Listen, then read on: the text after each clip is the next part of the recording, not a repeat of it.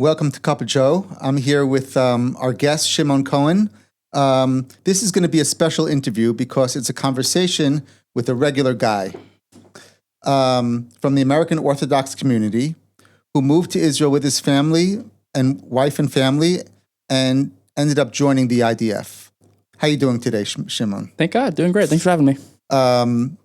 Shimon's family is an example of many young couples living in the U.S., and I think also that singles could draw inspiration from your story. Tell us, when did you move to Israel, Shimon? Made aliyah 4 years ago, just about September. It was Erev Yom Kippur, 2021. Okay, and were you married at the time? Yeah, married with a 3-month-old. When did you get married? Got married in 2019. My daughter was born May 2021, and then we made aliyah in September of that year. Okay, so. And what was did you guys always want to make aliyah? Is it something you discussed when you were dating? How did that come about? So it was actually on our second date. I asked Etty if she wanted to make aliyah. Like when I was in yeshiva already, I had a pretty strong feeling I wanted it up here. I went back to YU after I went to yeshiva. Where were you here? I was at a hotel. Okay. I was there for 2 years. Went back to YU, but I always knew that like the goal was to get back here as soon as possible. Right. By the way, Hakotel has become one of the main yeshivot that where many guys come here, American guys come, which is something else that I think is a trend that's growing and I think needs to be encouraged. But guys who come here learn for a couple of years, maybe more, and then go into Hesder and join the IDF. So Hakotel has definitely been a leader in that regard. There's also there's Lev HaTorah, which focuses on the American Jewish community, guys who come to learn, and they do Hesder as Americans through that program. So you were in Kotel, so that means what year were you in Kotel? Tough Shin Ayin Hey. I was there. It's 2014, 15. Okay. And even my year, we had, I think, 10 guys who drafted, or 15 guys who drafted. Some went back to YU afterwards.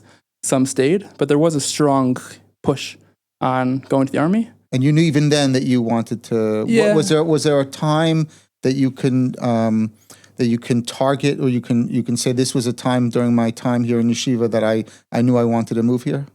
Even my third night in yeshiva, I remember like having this third night? Yeah, having this weird on the verge of tears. I should do this. I don't know where it came from. I had no idea where it came from. Like it wasn't driven by like my brain, I guess my heart. But then it was driven by your heart or not, or by your brain? My heart, I think. Okay. Again, I didn't know. Where did you grow up? In Teaneck, New Jersey. I went to ABC. Okay. Then I went to Hotel. So then I was already like, okay, like this is the right place to be. And then kind of throughout yeshiva, it was more of thinking less of what do I want, more of what can I do? Right? What's the best thing, not just for me on a micro level, but on a macro level for Jewish people? How can I best help? So I went back and forth between different things, but I thought at the end of yeshiva, I was like, okay, like I want to make aliyah. So I went back to YU. I majored in computer science. Was that like just in while you were in Hakotel? Like, did the guys discuss this with each other? Was there kind of like, was it a social thing? Was there any kind of social pressure or movement? Guys talking about, yeah, we should make aliyah, discussing it, or like in-depth discussion. Did the Rabbeim speak to you about it? There was an undercurrent because all the Shir Dalet guys who came back were army guys. So you just like the people you see who like have done what you've done are army guys. So there's just a feeling of, oh, like you're a normal guy. Like I could do that. Maybe I should. That kind of plants the seed a little bit. But then there are a few guys who came knowing they wanted to make aliyah. So those guys were always the ones who were like, yeah, I'm going to the army, like going, first day, like whatever it was. And then there were guys, along the way who were like, got the bug a little bit, as you would say, and wanted to, a few guys more, a few guys less. So it's just Now, just to put into context, what was going on in Israel at the time? Was Israel in the middle of a conflict at that time? Was there a terror wave? And what, these guys who were coming back from the army, like what were they experiencing? It was right after Tzuk Eitan. It was 2014. So Tzuk Eitan was that summer. And coming from like senior year. It was right after Tzuk Eitan. Yeah. Okay. I didn't like actually know what that meant. That like there was a war. But there was someone who would have been Shir Dalet Nakota who was killed in Tzuk Eitan. So there was like, I didn't fully appreciate it at the time. Only now kind of seeing it and being a part of a war, I can understand what that means. But they came back from yeshiva straight from Gaza. And so it was just a very fresh experience of these people coming back straight from the war, coming back to yeshiva, and then having to reacclimate. And only now, thinking about kind of what they went through, I can appreciate what they gave us and how much they were able to give and sit and learn, seeing what they had seen, I don't know, 2 weeks, a month beforehand. Right. So it was a pretty fraught time. And then I think there were stabbing attacks while I was there. I think my Shana bet mostly. There was a wave of stabbing attacks in Yerushalayim. Right. So it's kind of like, don't leave, you can leave, you need permission to leave. Right. But again, in yeshiva, you're a little bit of a bubble. So I didn't like fully appreciate what that meant. You were in a bubble, but in the Rova, the old city, there's always kind of like an atmosphere that I would say that the Rova feels the tension of what's going on in the rest of the country to some extent. To some extent, in the Jewish quarter, you don't feel it as much, just because in the Jewish quarter you feel, all the Americans are here. It's the Kotel. They don't like feel that there's so much going on. You always feel safe. Once you step out and, there are police and there's this, you're like, oh, maybe this isn't as safe as I think. But then also when you're in yeshiva, you're there a lot. Right. Like you're just in yeshiva. So, it wasn't so different for me to go to the dorms, to the base and back to the dorms. And I also remember that after Tzuk Eitan, there was also a feeling in our community, in the religious Zionist community, of kind of that we ended too soon. The guys who were in were kind of all charged up to finish the job, and they were kind of called off a little bit prematurely. Did you get any of that sense from the guys coming back or from being in yeshiva at that time? No, they didn't talk about it so much. Like I don't remember feeling like, oh, they're upset, they're this, like this is the politics of this. I like have no recollection of that. It was kind of like, I'm in yeshiva now, what is going on? Like I'm learning all day, like what are we doing here? Like I was trying to acclimate for myself. I didn't appreciate kind of, their feelings towards the more sensitive, like politics topics. I really have no recollection of like a conversation like that. So basically, from the first year, now had you spoken to your parents? Tell me about your parents. Where do your parents live in Teaneck now? Yeah. They still live in Teaneck. Parents live in Teaneck, thank God. But actually, all of their kids made aliyah separately. So when I was Shana Aleph, my sister made aliyah. She moved to Giv'at Shmuel, so that was really convenient for me. When I was Shana Bet, my brother made aliyah. He moved to Yerushalayim. Where are you in the family? I'm the youngest. I'm the youngest of four. So I have my sister who's so they next all in line. moved. Okay. Yeah. What do you attribute that to? I mean, my parents are like the most special people I've ever known. And they have a real sense of what's right. They just, what's right, they do. There's no complaining. It's just, this is the right thing to do, so we're going to do it. We never went to Moshava. We never like a big B'nai Akiva family. Right. It was just, this is the right thing to do, and that's what we're going to do. I very clearly remember, it wasn't even so much spoken about as much as lived. Like so that was the experience. They educated you to all of you to do this. Yeah, but they never spoke about aliyah. They never spoke about, like, whenever we went on vacation, we usually either went to Florida to visit my great uncle or came to Israel. But that was just, again, right, the usual stuff. But they just educated us to doing what's right. So as we got older, I think we all kind of came to that conclusion separately and for different reasons also. So my brother made aliyah when I was trying to bet. So it was like 10 years ago, 11 years ago, 9 years ago, my brother, 10 years ago, my brother. Then my other brother made aliyah 5 years ago, so the year before me. And then I followed suit. So again, it was also, I wasn't going to be the only one left in America. Right. It was a little bit easier for me. That is a big draw. Yeah. And your parents are still, do they have plans to come? They do. Thank God they're here a lot. So they'll come, let's say, for 2 weeks every 3 months. So they'll be here for Rosh Hashanah through Sukkot, then come back in Hanukkah, come back in Pesach, and then usually in August we all go in. So it's, thank God they're here. They're here a lot. They have an apartment here, so they'll be here more often. Would you say that's typical in the Teaneck community? Or is your family a typical family? No. Or most of the people are thinking about it, not thinking about it? What's the general tone in Teaneck nowadays in terms of aliyah? Amongst my friends, there's been a big pickup. I think it's still not the thing to do. Thank God, Bergenfield is a great community and it's growing at rapid speeds. It keeps expanding. People keep moving in. I think it's become much more of a mainstream thing than it ever was. I don't know if it's the thing to do at this point, but it's definitely an option for most people. And I think that's to do with a lot of things. It's much more comfortable now. It's much easier. There's much more of a chevra here of people who can help you, who have done it, who are like you. So it's definitely slowly, but it's my family's an anomaly, I think, that everyone made aliyah separately and that we're all ended up here. It's convenient for my parents that they're not, visiting this one there and this one here. Like, they come here, we're all in Yerushalayim, they come and we all get together, and it's very nice. I mean, it's as a grandfather, I could say one of the benefits of aliyah is that your children are all close to you. Exactly. I mean, you can live in America and you could have a child and you live in New York, you have a child in Florida, in Texas, in Philadelphia, and how often do you get to see them? And here, everyone's pretty close to each other. Exactly. So even a long drive is just Teaneck to the 5 towns in America. You know? Right. Everything's a kind of a short drive, so that's an added benefit. Yeah. What shul did you guys go to growing Beth Aaron, up? Rabbi Rothwach's.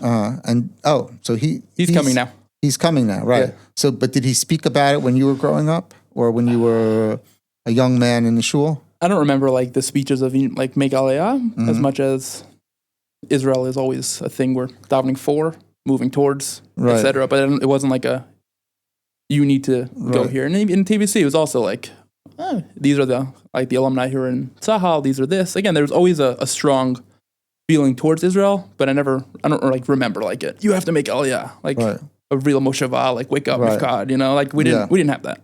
We had Israel is the right thing to do, and it's the most beautiful place. Right. And what do you think needs to happen in communities like Teaneck to encourage aliyah? How can we encourage aliyah from North America? I mean, I have some of my own ideas, but I want to hear from you. What do you think the focus should be? Aliyah is hard if you don't want it. I think that's kind of a first thing. And if you the first step is tell people you have to. They get here and it's like, oh, I'm not doing this. It's not easy to live here. Like it's much more difficult than living in, where you're comfortable. Like I don't know. I'm sure you had this feeling also. I don't know how my kids are going to grow up. I don't know the challenges they're going to face. And that's very scary for me. Like if I lived in Bergenfield, it'd be much easier to understand. Okay, like these are, again, maybe I'd raise my kids a little bit differently, but it'd be much easier to understand kind of what the challenges are. So I don't know if like the gung-ho, you need to make aliyah is going to speak to people. But I do think that people should see the beauty and what it means to live here. And I think slowly people are coming to realize the sacrifice people are making to live here and what that means. And I think that that's a good way of, everyone take a cheshbon after themselves of this is what people are living for. And right now there is no greater example of that than what we're seeing right now. When you hear another out of Miluim, you hear another this, you hear another, you see all these things and you're like, oh, like, what am I living for? And I think that kind of, again, is really what resonates with me of, can I do more? Can I be more? Is there more that Klal Yisrael needs, that Hashem needs from me, that all these things kind of come into the appreciation that this is the place that happens. Right. So maybe, what you're basically pointing to, a focus on the Klal, focus on the nation that, many times people say that in America, in education and other avenues, the focus is more on the individual. There's a lot of focus on personal growth, on even personal religious growth, on internal struggles and overcoming them, and not necessarily a focus on the klal, on the nation, as opposed to in Israel. I think probably it may be the opposite, that, at least in the religious Zionist community, you grow up right away. You're in the youth movement, you're in Bnei Akiva, you're in Ezra, whatever you're in, and everything is around the klal. Right away, you become a counselor from the very, a madrich from a very early age, and you're taking care of other kids, and you're trying to work on programs that are, focused on the tzibor, on the greater. Maybe is that something that you think needs to be stressed more in America? The focus on the whole, on the nation, rather than on just the individual. In a way, I mean, there is unbelievable. It's special how much focus there is on the individual growth and on the individual and making sure you are your best self. Yeah, I think that is extremely special. Mm-hmm. And again, I don't know the education system here at Bechlal, so I won't speak for it. But I think that's something that is really gives people a lot of strength and like self-confidence of, okay, I can do this because of kind of what I was educated with, that I can be more. And I see different examples of people who became a lot. So I don't know if, again, only focusing on the klal is the answer.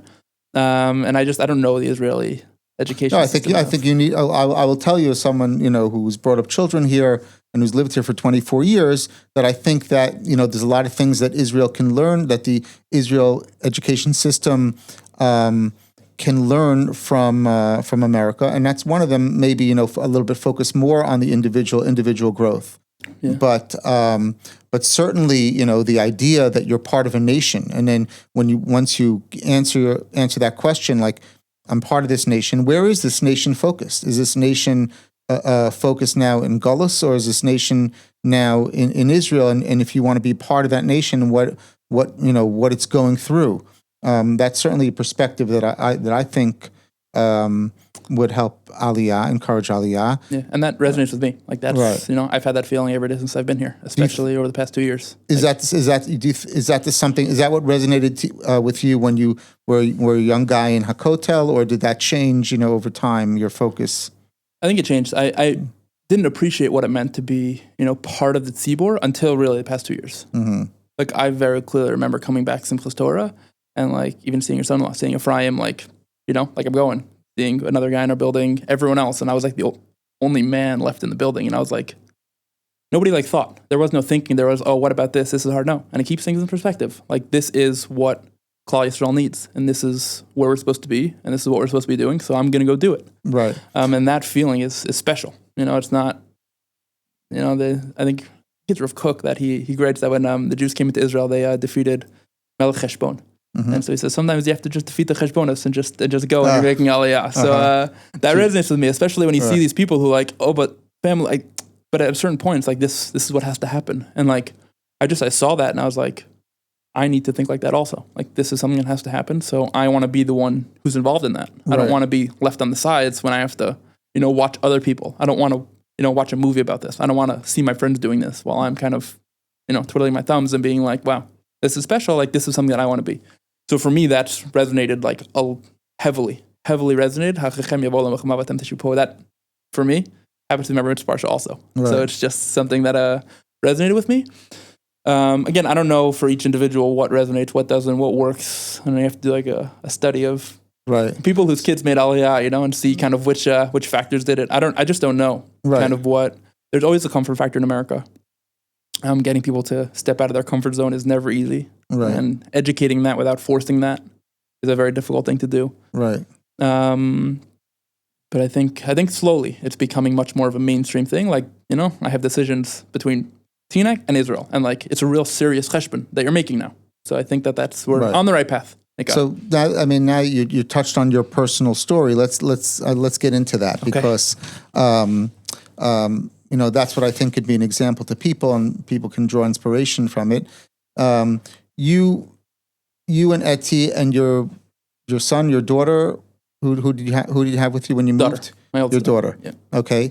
You moved in 2021. And where did you move to? Yerushalayim. And did you have a job? I think I actually did. I graduated YU in 2020 during the height of COVID. Started working at a bank in New York. And then as I was getting close, I was like, hey, and I was like searching through the directory at work, like, is there a Tel Aviv office? And I was like looking at all these names and I was like, I'll shoot my shot and see what happens. So I went up to my manager and I was like, look, I'm moving to Israel. Like, period. I'm going. Is there a way I can transfer? And he was like, I don't know. So he then... What bank was this? Bank of New York Mellon, BNY. Then BNY Mellon, now BNY. You were an investment banker? No, I was in tech. So I was working on clearance and collateral technology. So we were building out internal tooling. And he was like, I don't know, but I'll look. So he reached out to someone who's in the Tel Aviv office. And he's like, you can't keep working for us because like the way it's set up, you need to have, we're not just going to build a presence there for one person because all this overhead and whatever it is. Right. But I'll put you in touch with the guy from Tel Aviv site. Thank God you can come work with us. So I transferred, got paid in shekels. Basically, they bought a startup like a few years prior, disbanded the product, kept the people and the presence. So they have a small office right by WeWork Toha in Tel Aviv. So thank God, like that was real hashgacha. I did not. So you came with the job. I came with a job. It was like, it's funny the way aliyah works. Like, let's say March, April, like, oh, do you have a job? I don't know. Do you have a place to live? I don't know. And then, April, May, like, and then June is like, oh, I have a place to live and a job. Great. Wow. And thank God it all worked out. So I was there for about 7 months. Wasn't a great fit. The new team, the new things. And at that point, it was a hiring frenzy in the country because it was, low interest rates towards the tail end of COVID. And I got a job at Mobileye that June. So this was June 2022. And then I was there 2022 till June 2023. But those were very different years in the economic landscape of Israel and in general. So they let off my whole team in June of that year. That was like a gut punch because now I was looking for a job in Israel without a job already. Like it's very different looking from a position of strength than looking from a position of I need a job. Thank God, and then I was looking for a job, and I also teach in a yeshiva in the afternoons. I took on a little more time there while I was looking for a job, doing some side projects at a yeshiva called TVA, Torah Vavoda. Sure. That's the Bnei Akiva gap year yeshiva? Yeah. Okay. So I lived in the Midrashah at MTVA, and I taught in YTV in the afternoons. Right. And then, whatever, I was supposed to start a new job at the OU right after Sukkot of 2023, but we know what happened Sukkot 2023. Right. So that, took a little bit of time. So what, and now, was Eti on board with you in the aliyah plans, or your wife? Yeah. You're on the same page here. We had separately come to the realization in Yeshiva and Seminary that this is where we're going to end up. So on the second date, we were at a Rangers game. I remember very clearly. And I was like, so. The second date you went to a Rangers game. Second day, Love it. Yeah. I was taking the shuttle to Stern from YU. People who know it. And I saw a lot of Ranger jerseys. I was like, hey, want to go to the game? She's like, all right. So went to the game. Without tickets? I bought tickets on the spot. I pulled up StubHub, bought some tickets. Right. Thanks to my parents for sponsoring. And went to the game and I was like, so, aliyah? She was like, yeah. And I was like, yeah, great, perfect. Now we can continue. Because for me, it was like a so little bit of So you decided on aliyah at the Ranger game. Wow. And we confirmed it at the Sam Rangers Rosen game. would be proud of that story. Definitely. Yeah, exactly. I was to Ryan McDonough that he was a big shotgun for us. What did you say say that again? I don't know. I'll tell the guys from Rangers that they were the shotgun for us. Yeah. Of course, yeah. So then we were both. We came to the conclusion that separately we both wanted to do this. Mm-hmm. Then it was just a matter of time. So Eti was going to nursing school. This was 2018, I think. Yeah, 2018. Right. So she was graduating 2019 and she was going to start nursing school. And then, right after nursing school, we were going to go. I was graduating YU 2020. So, that 2021, we'd be in America. And then that was it. Right. We had our deal that we weren't moving out of the Heights. We lived in our apartment in the Heights, but this will be our last apartment in America. Oh, so you lived in Washington Heights, in the YU community in Washington Heights before making aliyah? Yeah. And were you learning in the kollel there, or you were? So I was a senior. I was in my last year at YU. For our first year, and then I was working. And at the nursing school, we still lived in the Heights. Right. And then we went out last year from there. And now tell us, when you first moved to Israel, did you think about the army at all? Did you think about how that was going to impact you? Whether you were going to get drafted? Did you expect to get drafted? What was your thinking about the army? Yeah, I was clear. I had enough. I think I was 24, 25, whatever the age was. I was over it. Had a kid. I wasn't mechuyev to draft. And also, you don't really feel like you're such a tzorich. Again, it's not I think it's not necessarily toelis. It's l'ra a little bit at the time. At the time, you felt like they didn't need you. Yeah, because you don't even this concept of I'm doing miluim was a little bit foreign to people at that time. People would have po v'sham a little bit. I even talked to my brother-in-law, you'd have a few days here and there, maybe whatever, but it wasn't this I'm going back for another round, another couple, another this. It didn't really exist. Okay, they did the army. Maybe I should have, maybe I shouldn't have, whatever. That's in the past. And now your siblings did the army. You know what I'm saying? All these other people who I'm looking around and seeing. And okay, they did it. I didn't. Maybe I should have, but okay. The ship has sailed. Did you get a draft notice? No. You didn't. And your siblings who moved here before you, had they done the army? No. So my brother-in-law is Israeli. My sister, he's originally from Cleveland. Made aliyah when he was in, I think, 5th grade. So he did. He was in, did here. I think he did a full 3 years. So he was, the token army guy who did the army in the family, but the rest of us didn't. Okay. Where are the other siblings here? Yerushalayim.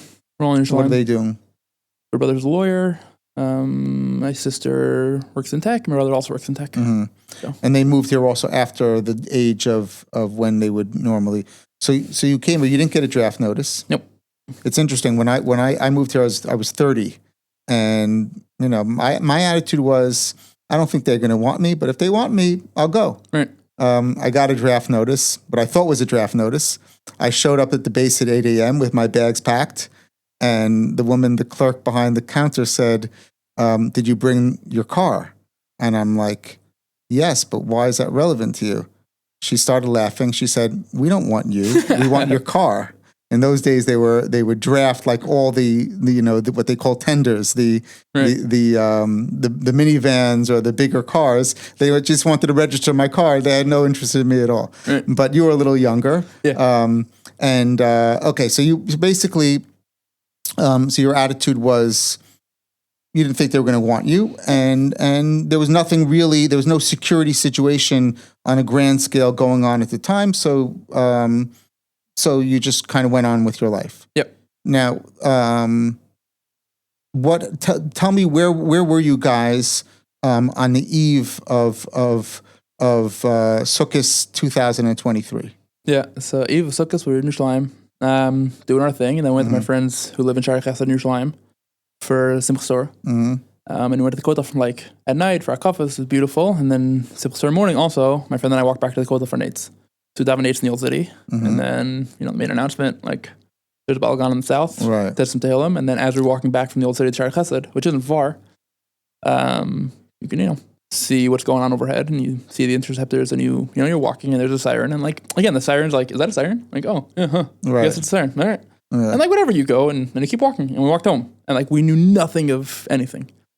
And then like, okay, like it seemed like things calmed down. I had this feeling of by the afternoon already, we were like at the park again because like there were no more sirens. Like, okay, like we have no idea, only after, And then like at the park, someone said, oh, I was in the Miklot with my neighbor and this and that. And, this is really what about, did you see guys like getting into cars and in their uniforms, guys being called up? I mean, what about guys? What about people from the building? You live in a building with a lot of young people. Yep. What was going on there? We were in homes. I didn't like in that community. Oh, you weren't home. I was in Shari Chesed. You were in Shari Chesed, which is very big difference. It's the big a lot difference more between Shari Chesed and Katamonim in terms of who's getting into cars and going to the army. Okay, so there's only once we came home that night that I one guy was gone already. Right, just for our viewers, Shari Chesed is more of a Haredi community. A lot of American Haredim live there as well. And a lot of people who just made aliyah when they were older. It's just a much more young people who made aliyah after army service. And Katamonim,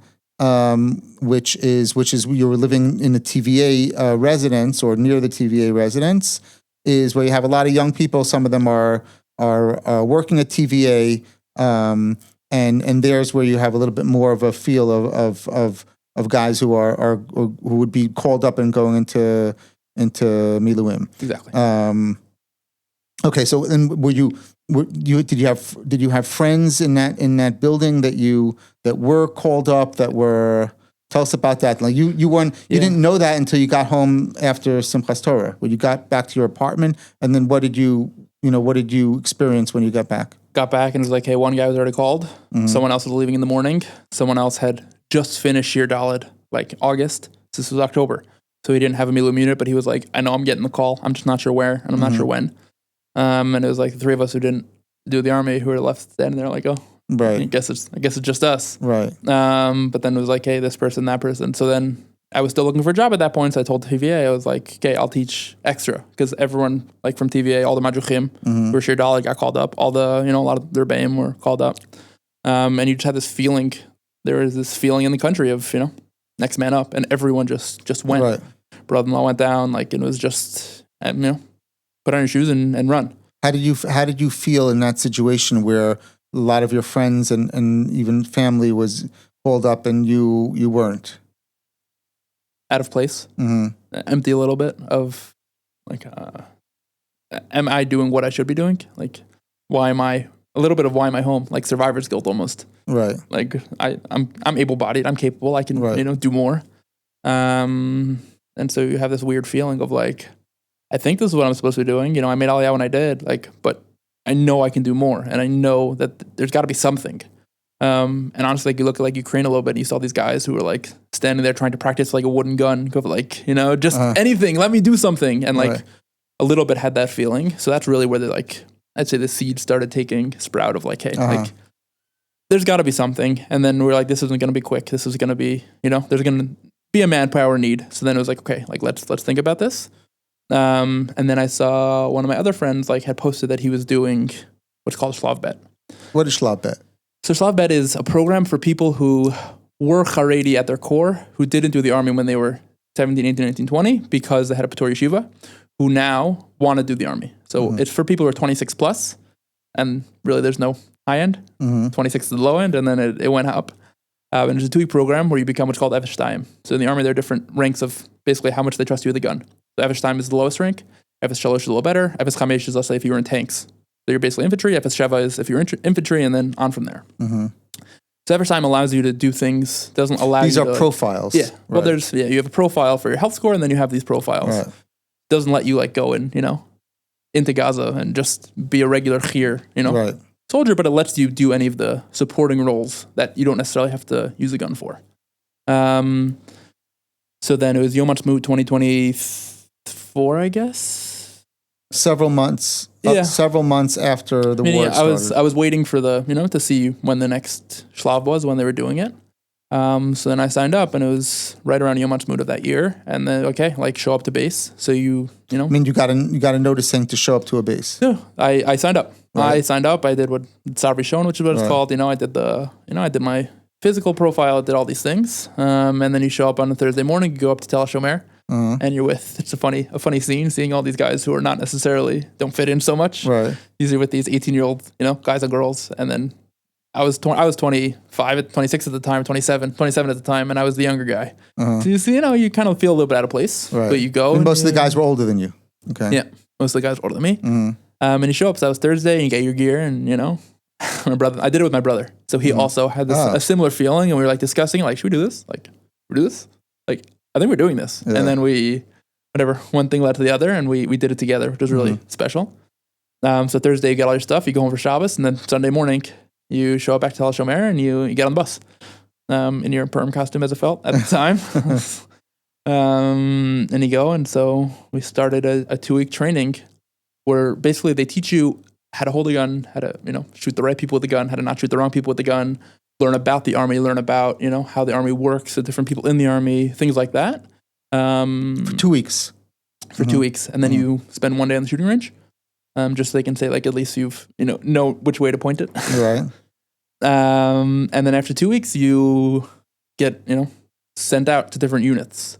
So there are a few different options. So I work in high tech. So I thought one day I would end up. I mean, after 2 weeks of training, they already send you into a unit. Yeah. So you don't do any real sadir. Your sadir is 2 weeks. Okay. Which is your real, army service is 2 weeks. But then you're straight to Miluim. And so you're in a Miluim unit. And so everyone kind of got sent. So as an example, they really wanted people who were truck drivers. That was their dream. If anyone has that, a truck driver's license, they would have loved them to do Shlav Bet, because that's they always need logistics, moving this to there and that to there. So they need more, and you don't need to know how to fire a gun for that. Or psychologists. They kept saying they need more psychologists. So they wanted people who were psychologists who could then work for the army using their psychology degree. But outside of that, they also had what they call Mivgan Tafkidim, which is just random jobs. So the Air Force needed some of that. Picod Orif needed some of that. And they sent us out to different units. So where did you get sent? So I got sent to Picod Orif. Picod Orif, that's the home front command. Okay. And that was all I had heard of that. And then I got a text hey, I'm your whatever. I don't remember the exact term. The commander? Not the commander. Not the commander. You're in Gedud, whatever. Right. I still don't know all the terminology and all the Rashi Tevos and everything. Exactly. It's and my boys get all angry at me. They've told me many times that I still don't know it. But I did find a website where you could look up anything you want, any term in the army, and you understand what it is. There you go. So this is the Shali Shai, I think, something like that, of who texted, hey, you're in Gedud, you're in this Gedud. We got called on October 7th. Gedud you would translate as a battalion? I'm very bad at the English words. At this point, I'm much easier with the Hebrew words. It's the pretty broad. Right. So in a Gedud, there's 3 Pluga, and in the Pluga, there's Machlaka. So again, it's a pretty broad group of people. And they said, we got called October 7th, and also they're in COVID, etc. So I was like, all right. It sounds like if I get called, don't be worried about me, be worried about the country. That was my feeling coming out of it. These people only get called if things really go south. This Gedud that you were going to be joining. Exactly. Okay. This is a little bit, bottom of the barrel almost. We just get here. And that was all I'd heard. And I was like, okay, I guess I'll wait for the call. And I'll see what happens. So what was Eti's attitude during this whole time? So she was a trooper. She was real. She encouraged me to do this. She was like, hey, did you sign up yet? And I was like, no. And then all right, let's just do it. So, you had only one child at that point. At that point, I think we had 2 kids at that point. 2 kids. Okay. Yeah. But even though she was going to be with the kids by herself, she was encouraging you to do this. Yeah. Again, it's a feeling in the country. She was a real trooper. She's the best. She was completely supportive. Of this is what's needed. So were you inspired at all by any of the couples and any of the families in your building? Yeah, there's a really great couple, Ruth and Ephraim. I don't know if you know them. No, but really, they were, again, it was a very, it's a I mean, Ruthie, my daughter, and Ephraim, my son-in-law. Exactly. It's a real. How did they inspire you? But it's not by words. It's just by actions. It's just like you just see people running out. Like, where are you going? I don't know. What are you doing? I don't know. But I'm doing the right thing. Period. That's it. That's the feeling in the country. And like, oh, like you're right. Like, and someone else in the building, like, you just drive down, get in the car, and go. Like, where am I going? South. Right. Like that again. As a wife at home, not knowing anything, as a husband being down, not knowing where you're going, you're driving into the, a firestorm. You're like, whoa. But there was no like, no, like, get down and go. And like, I just remember seeing that and I was like, whoa, like, that's incredible. Like that attitude of this is what's needed of me, I'm going to do that is incredibly special. And so that resonated with me for a long time. Right. So you get to your good dude. Yeah. Now, tell me describe this. I understand it's the bottom of the barrel. Yeah. These are guys that, if they have no one else, they get them, they mobilize them. And where do they send you? What were you guys supposed to be doing? So then it was Friday morning when I ran attack to it. This is an infantry unit? It's under Picud Arif. I don't know if technically infantry, technically not. Oh, it's okay. So again, in Picud Arif, there are a lot of different people. So in the Gedu, there were different people. Some were like, again, so I guess we'll fast forward a little bit. So I didn't get called anything in. The Shalabet experience was a phenomenal experience because I said this for people who were Haredi. So you have this really special mix of people who are still very Haredi, are now a little bit less Haredi, and Olim. Like that's really the gamut of people who are there. And you're like, well, like this is a country. And like it's just this very special experience of you're all here for the same reason. Or not, you're not all here for the same reason. Like some people refuse to say Hatikva. But nobody cares because you came because you're here for Klal Yisrael, not for Midinat Yisrael, not for Tzioni, like irrelevant. You're here because Klal Yisrael needs you. And so again, that didn't matter though. Nobody cared that you were this and you were that. Like you just kind of were doing the right thing. So it was a very special experience full of people I never would have met otherwise. This guy's a doctor from Switzerland who made aliyah. This one is 62, has a kid drafting Kivati, felt like he never had an experience he could share with his son and who wanted to do something. This one has 11 kids. These two brothers are Chabadnikim from Tiveria who run a house for kids, at youth, like at youth risk, like risk at youth. And like, whoa, like everyone is just here to help in whatever way they can. So that was a really special experience. So then fast forwarding to when I ran attacked. And it's at 3 a.m. You get the short siren. We're moving forward. The short siren. Until then, you hadn't done any active duty. No. Okay. They trained you, and then they sent you to this unit, and then you came home. I came home. That was it. And I was like, hey, like I'll wait for the call. Right. And then I got the few like tests of this is a test Milim call up, like, and I was like, no, okay, test, okay. But then that morning I got a call. It's funny because everyone texted me like, did you get called? And I was like, yeah. And like, does that mean we're in trouble? I was like, I think so. I'm not sure though. So then I got called at 3:00 that morning, but I was like, I don't know where I'm going. Like, I don't know my kid's name. So I went to like my friends who were actually in the army and I was like, what do I do now? Like, where do I go? So I knew our meeting point was in Petach Tikva. But they sent out like, if you need a hasa, like, there'll be a hasa in the morning. So I was like, hey, like, I was like, all dressed up and nowhere to go kind of thing. Like I put on my madim, my Madei Aleph as they're called. Initially I have Madei Aleph, Madei Bet. So Madei Aleph from where you're like business attire and Madei Bet are your work attire. So nobody wears Madei Bet outside of, and Madei Aleph outside like the army when you're waiting for a bus. So I was just standing there in my Madei Aleph like, where should I go? Yeah. But then, got in touch, got in the hasa, went to Petach Tikva with my brother again, thank God. We were in it together. We were the only ones on the bus. We got there and okay, like, what do you know how to do? Like, are you an engineer? Can you, are you a doctor? We're like, no. Like, hey, go here. So in the end, we got to the base where they were staying. It was like an Old B'nai Kiva school, near right outside Petach Tikva. And they said, you're Dati? We're like, yeah. Okay, go to Enoch, it's called, which is Isuf Nitunei Chalalim. So it's the army Zaka, right? So in case of things go really, in case they need to be mitapel, they need to work with bodies. So that's my team. Kind of like the Chevra Kadisha of the army. Of the army, exactly. And like, what did that mean exactly? We didn't know. We didn't really have much training for it. But we're in this unit, and there are 15 of us. Again, a wide range of people who like just got put there, who did training for this very special group of people, special unit. And we got there. This was Friday morning. And we're like, oh, maybe we'll go home for Shabbos. Like, what do we know? Yeah. We got there. Like, we didn't like bring sheets or pillows. Like, we just had no idea. We showed up with our backpack. And like, a pair of socks. And like, hey, like, this is your room. Bunk up. We'll be here for a little while. So we're like, all right. So I called Eti and I was like, I'm here for Shabbos. Like that, I know for sure. And And so, you're on base with all these people. Again, a wide range. Like my specific machlaka of Enoch was more dati, but the pluga as a whole was not at all. Mixed pluga, And so you're kind of you wait for your call. Like you're sleeping like everyone else. You hear the siren. You go to the mountain, like the miklat like everyone else. We're all there together. And then, but it's just, you probably won't go back to you might not go back to your room afterwards.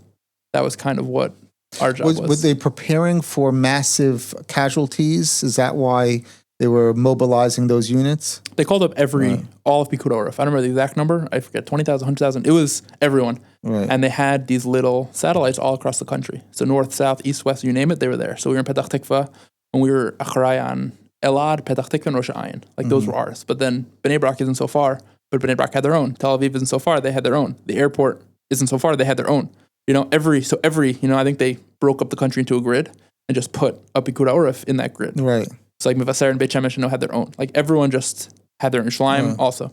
It makes us, just look back and realize what a miracle it was. Nigla. That the fact that even the state, the army was mobilizing from massive casualties, and in the end, the war, we have suffered casualties, but that attack from Iran was miraculously with very few, with no casualties, but and very little damage compared to what with they casualties, were but what they were expecting, it was Right. They were expecting exponential more, I think. Right. So they called us all up and like, hey, like if you're needed, you jump. Again, same idea, Right. No asking, no wondering, no. Like so you're in the Bnei Akiva school, and we're in the Bnei Akiva school, and Shabbos. So we spent Shabbos there. Shabbos was nice, and again, that everything really happened overnight there.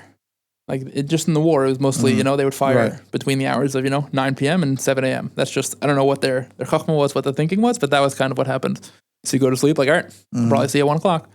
And again, we were in Petach Tikva, so they got most of the sirens because you probably did Modi'in also because it was near the Merkaz. Right. So then, Friday night came and went with sirens, and you're thinking like, what's going on at home? Like you don't know anything. What's going on here? Like you know nothing. Then most of Shabbos, whatever, spoke to my wife like, hey, how you doing? We're okay. Yeah, how you doing? We're okay. But it's an experience because you're sitting there all day waiting, and you just like wait around, just wait for something to happen. And like you're like, I hope I'm not needed, but if I am, I'm ready. Right. So then most of Shabbos came again. Sirens, run to the miklat, go back, run to the miklat, go back, and you're back and forth. And I think it was Sunday night. We were supposed to have a training Tuesday morning. They're okay, like all the new guys, Tuesday morning is going to be your training for what you're supposed to do in these situations. And we like barely even had gear at this point. Because whatever, mobilizing all this stuff, and you have all these Korora if you don't have the helmets and the stuff. And then unfortunately Monday morning it was like, hey, we went to the miklat, heard the siren, like, oh, there's something in Petach Tikva. So like the rest of the dude went, who were like the Mehandesim and the Chilutz people and all of those, they went. But then they're like, hey, like my memo was like, hey, like I don't think we're needed. Like, oh, Baruch Hashem, it was like 5:15 at this point. 5:30, like, let's go daven nates. So we go to the shul daven nates in the middle. I think we're in the middle of Sukkot Zimra. And he goes, no, we're needed.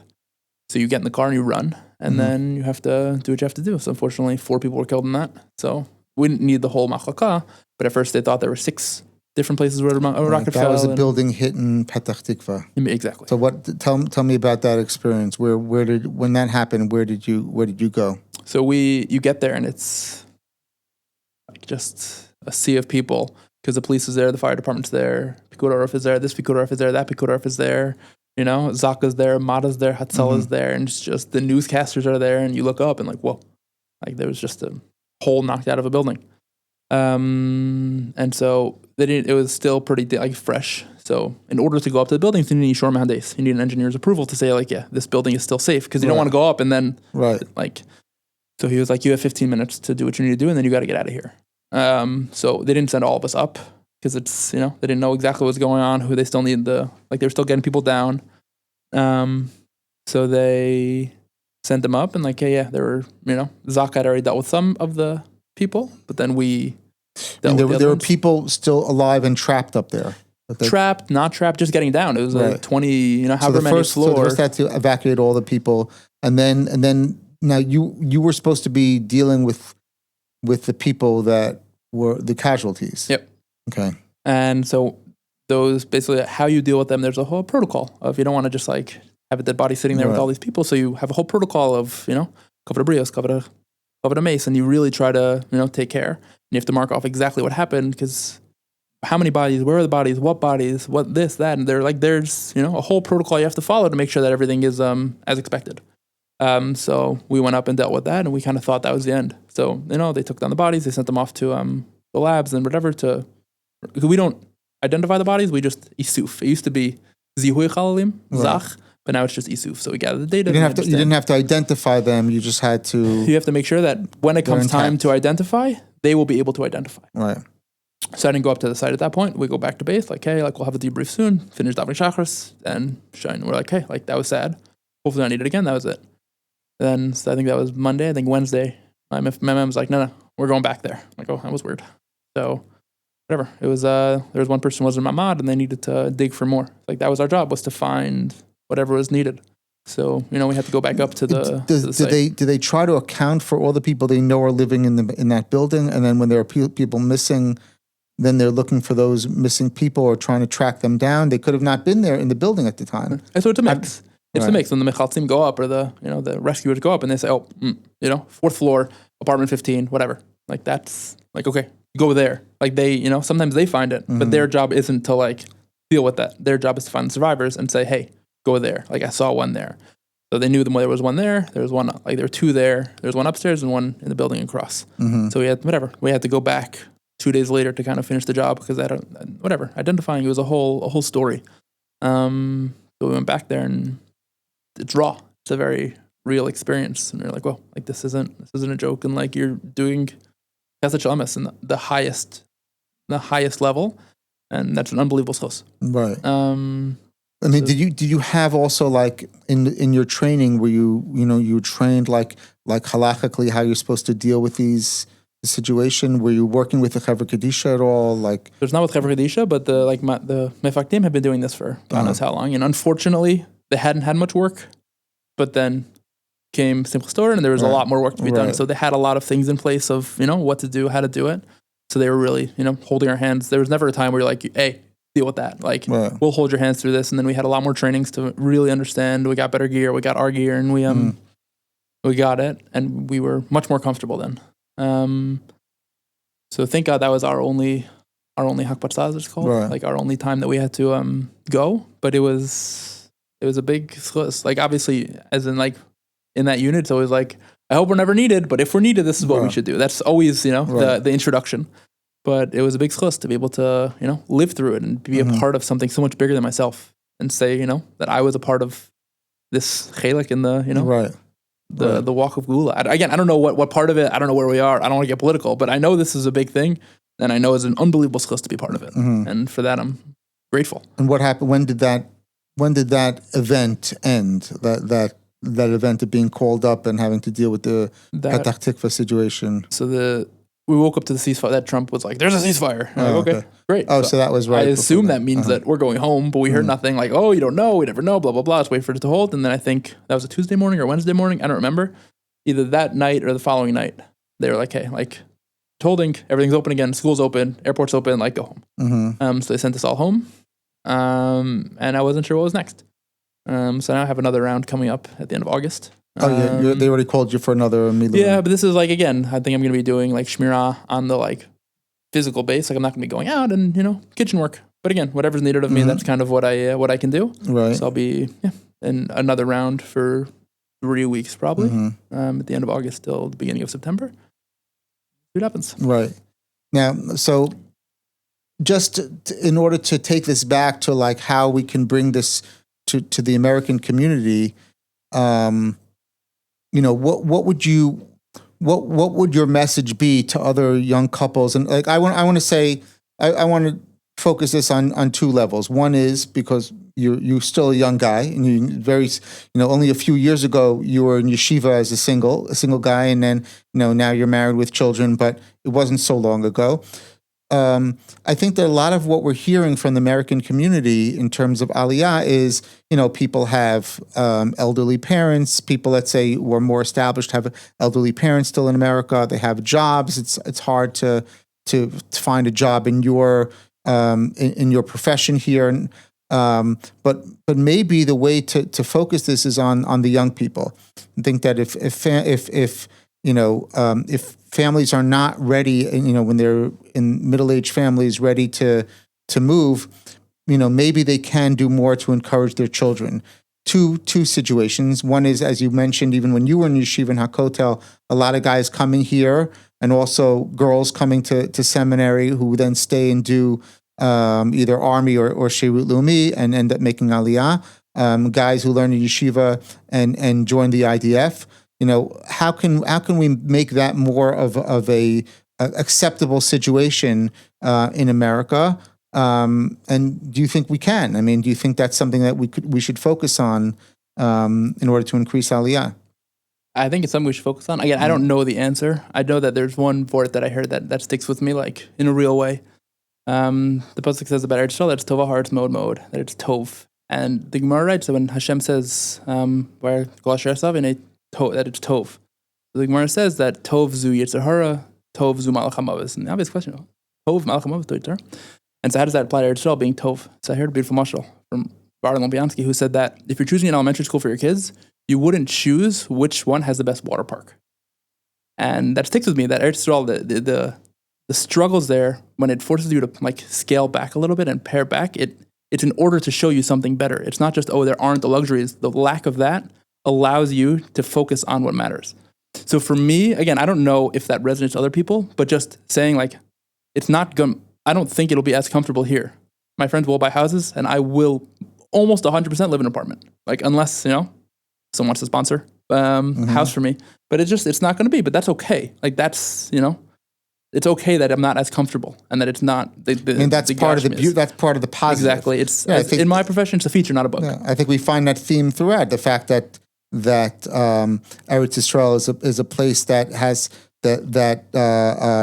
has a mountain regions, have different regions, have deserts, mountains. It's not like Eretz Mitzrayim that is easily irrigated from one water source, but there's mountains, there are valleys. And it's not necessarily a paradise, a physical paradise, but the land it itself, is also, lends but it's itself, difficult. Yeah. But it's difficult, and that's okay. And so that always stuck with me, and that's hard for people. I know that is hard when you have your whole family's in America and your parents are there and your life is there and your comfort is there, and I completely understand that. I know for me I knew there was more, and I didn't know exactly what, but now that I'm here and thank God I'm privileged to work at the OU, especially like I'm able to be in an experience where I'm getting more, where my life is, it's so rich living here. And like you feel like you're a part of something so much bigger. Like I still check the news too often, but when you check the news, like, hey, that's me. Like I'm a part of this. You're living part of history. You're living history of the Jewish people. Yeah, and for me, that is what really did it. The schmoozing about like, you can make it. Okay, I don't know if, the monetary, I don't know what it's going to be. I don't know. Like, thank God I have a job now. I didn't have a job for a little bit. Like, I don't know, but for me, that's really what always gave it to me is I don't have to listen to a podcast about it. I don't have to, I did watch all these Tisha B'Av videos that come out, and I watched them, and they're meaningful, but I can say, that's me. I signed up for that. Right. And I can say to, Kodesh Baruch Hu, I signed up for this. I said to myself, I want to be a part of whatever this is. I don't know what part of Gula we're in, but I know this is a big step. And I just want to be a part of it. Right. And I know that things are going to be a little bit difficult, and I know they're going to be different, but I just want to be a part of it. And thank God, I've been zocheh to be part of it. And that's a message you think would resonate in young people coming, because you do hear, like, what would you say is the central message in America, in the American Orthodox community, in the Torah community, to guys who are getting more serious about yeshiva? I find that there is a lot of direction in terms of growing in Torah, but what about the message of growing in terms of your being a part of the people, being part of the Gula process, part of the history of the Jewish people? Is that something that needs to be stressed more amongst mechanchim in America, and even here in the gap year? I mean, there are yeshivot here in Israel that are, they just want the Talmidim who come to get into learning and to become serious. And then what's the next step after that? A lot of the yeshivot are sending the guys to the Mir Yeshiva, to yeshivot that are not necessarily encouraging or even might be opposing service in the army. Like, why do you think that is? Why do you think a place, even a place like, I wouldn't say Hakotel, but other yeshivot that target the modern Orthodox community, why are they encouraging, the stronger Talmidim to go to Mir and not to go to a yeshivat hesder? Because I think life is complex, and I think that too much of a focus on one thing, and like you take, let's say, I don't know, one yeshiva that says Talmud Torah, can I get kulam? And I think there is a lot of value in that, and that it's hard to push two things, You can't really be tafasta merubah tafasta. For some people, it's true. Like if you say, you need this and this and this, is like, okay, like either you end up with nothing or you only end up with one thing. And that's also really hard. So if you say, Talmud Torah is the be all end all, I'm going to start there. There is value in that. When you start pushing, this message and this message, which don't at the surface seem like they work in tandem all the time. It's hard. It's hard. Like you feel like I'm going to the army and I'm not learning. I just finished on a bet and now I'm not going to learn for a year and a half. And then I'm going to come back to yeshiva and what? Like, is that going to be, like, am I going to be learning on the same level? But am I reaching my potential there? And that's hard. And that's a real cheshbon that people have to make. So I do understand that it is very hard to say to a guy, hey, I know you just got into learning. First 12 years of schooling, you learned a little bit. Come on. You didn't learn that much. Now for 2 years, you finally, 2 years, for a year and a half, for a year and a little, depending on the guy, you finally, got into it. And now, hey, stop doing that. Go do this, come back, and live the rest of your life with that, what you got for a year and a half, but then taking a break afterwards. That's hard. Right. It's very challenging. Building a model where you succeed and thrive in both is very hard. So I completely understand why people say, you'll get that, hopefully, but I need you to focus on Talmud Torah, because that will be your base forever. That's your Shevet Levi moments need to be that you have that base. But we have, and that model exists in the religious Zionist community. There are guys who go to Yeshivot Gvohot, and they're learning for more than a year and a half. There's the Hesder model, where you learn for a year and a half, go to the army, and then you come back and you continue your learning. And then there's also the Yeshiva Gvoha model, where you're learning for 3 or 4 years maybe, and then going to the army, maybe even for 3 years, but you already have that under your belt, the good experience, the good 3 or 4 years of learning Torah. There's that model also. But I think what you're pointing to is that dichotomy between the klal and the prat. And how do you think these models could be transferred, or can they be transferred to the Haredi community? We're living now in a time where there's a lot of stress between the religious Zionist community that's serving in the army, where you felt actually that this was something that was pulling you in, that you had to be a part of it, and a whole segment of our society, the Haredi community, which is only concentrating on Torah and seems to be shirking the responsibility, not including the guys who are with you in Shlav Bet, of being a part of this story of Am Yisrael, of defending Am Yisrael, of Kibush Haaretz. Like, how do you think these models could be used or transferred or help the Haredi community get more involved? Just one point on the Americans, because I know that better. Meaning to transfer the model of learn for 3 years and then go to the army and then stay is like very foreign to Americans. It's very foreign. A lot of guys who I know have to fight for Shonabet, like a quarter of a year, half a year, fight for YU, their parents, or whoever it is. Like, it's just, it's not like even on the radar screen. So then also to say, hey, can I stay Shonabet? Hey, can I make aliyah? Hey, can I learn? Can I not work for 6-7 years? That's, and then go to college. Like, that's just very foreign. So that's, again, it's not going to be like a, hey, what about, look at in Eli, everyone's learning Stark and, so go do that. Like, I just don't know if that'll resonate with people. So it's a very, a complicated thing, and a lot of things need to change because American ideology isn't the same as the Israeli ideology, where go learn, you figure it out. Like, it's not. It's go to college, get a degree, and go get a job. So for kids to come and say, hey, I want to do all those things, it's very hard. Thank God my parents were unbelievably supportive in whatever I wanted to do, but a lot of people aren't. So just to try that model is very difficult. That's one thing that I'll say. I really don't. I know there's value in having people who are sitting and learning basmata. I know that is a non-negotiable. I know there needs to be something that changes between the communities and how that works. Right. I wish I knew the answer. I think there needs to be, the dialogue has been tried. I know there needs to be more, and I know that people need to appreciate what the other side brings. I don't know. I really wish I could say like this is what should happen between the communities. offer of afer in this discussion because I have no idea. I have no idea what would work. What would make Haredim want to go? Is there anything? If they don't, so it's a non-starter. Then there's we're just going to keep butting heads. So okay, but if there is something, what is it? And how does that happen? How does that discussion happen? Conscription law. This guy.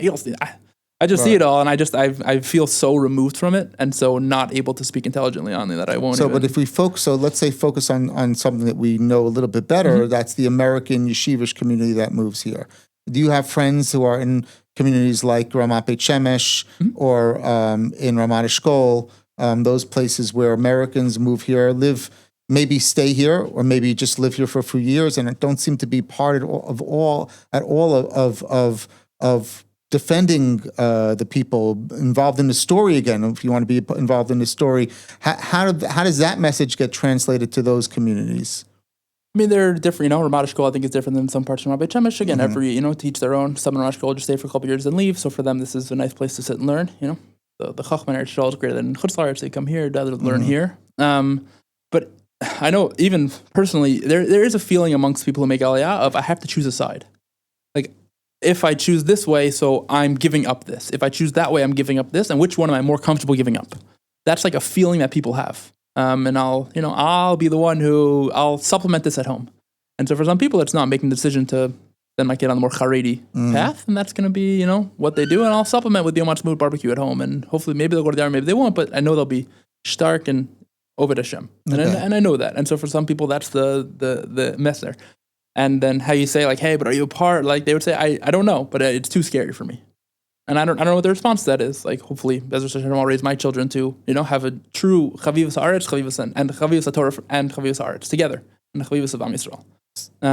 But again, that's scary to say, hey, do all these things. Again, it's very wide, it's very broad to say, love learning and sit and learn seriously. Go to the army, sit and fight and don't be in yeshiva, and then also do it's just there are a lot of things, and it becomes hard to only focus on three things. Right. So just to end off here and look with a look to the future, how do you intend to raise your children? Have you talked about it? Because a lot of this has to do with education. Are you going to send them to institutions where they will be encouraged to join the army?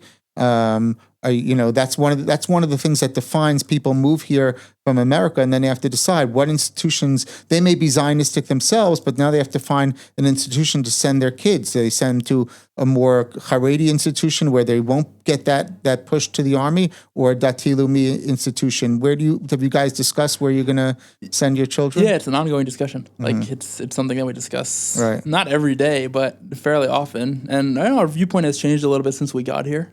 I think we've leaned a little bit less towards the Haredi model, I think. But again, that's going to be where we decide to move. Like we're in Yerushalayim, thank God. We don't plan on being there long term, but as we kind of, find a community, find the people, see people who have children a little bit older than us, what, struggles have they encountered, what's worked, what hasn't worked.